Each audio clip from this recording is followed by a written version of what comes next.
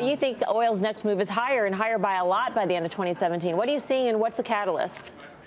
Yeah, so I think in the near term, what we really see, and really the primary point here, is that the global oil market is starting to tighten significantly.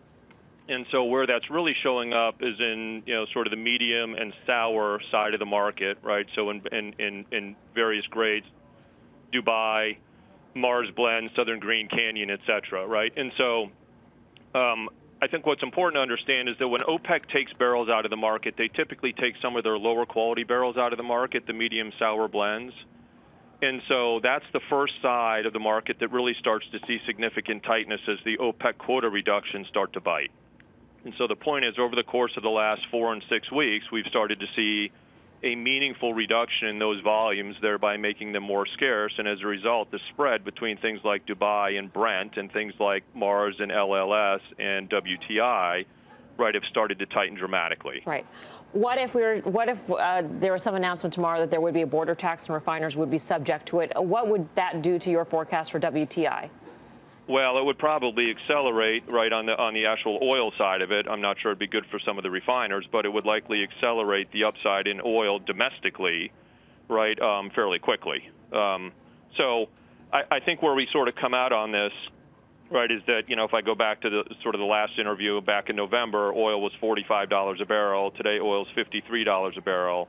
We talked about the concept of sort of the Nike swoosh, if you will, and the idea that we had likely put in the bottom back in early 2016, and that as time wore on, we were going to ultimately sort of drift higher along the emblem of that Nike swoosh, right, to ultimately higher prices.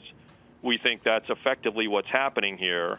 The real big point, though, becomes that while the rest of the global oil market is tightening, we have yet to really see that here in the U.S., but we believe that's coming, and potentially coming in a pretty meaningful way in the March and April timeframe. All right, and you're still bearish nat gas, right? Well, sort of unfortunately, but yes, right. It's hard for us to get constructive on gas at this point. All right, Rob, we're going to leave it there. Thank you. Sure, thank you. Rob Raymond of RR Advisors. Karen, how do you invest in this sort of? There's a lot of uncertainty. There's a lot of uncertainty, right? There's the OPEC uncertainty. It's held together. I would have been way more skeptical. I was way more skeptical than this. There's the border.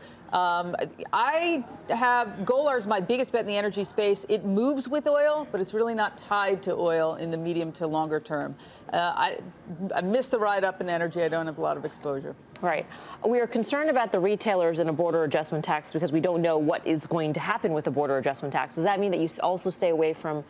If you believe that you stay away from the retailers, do you also stay away from the refiners? Wow, that's an interesting question. I think the refiners have been under pressure without question. I don't think you can. I'd rather, here, you want to play Would You Rather? I'd rather own retail. He just made his own. I know, but I thought it through. Go ahead. I'd rather own retailers here for the bounce into earnings than I would refiners. How's that? Interesting. I would just say that you got to keep an eye on the dollar, too. You're talking about the OPEC. So what is the Fed going to do? We know that Fed fund futures are creeping up for March, a 36% chance of an increase. And then we have to go all the way out a month and a half, which is about a 56% increase. So if the dollar started to move, then what does that mean for oil?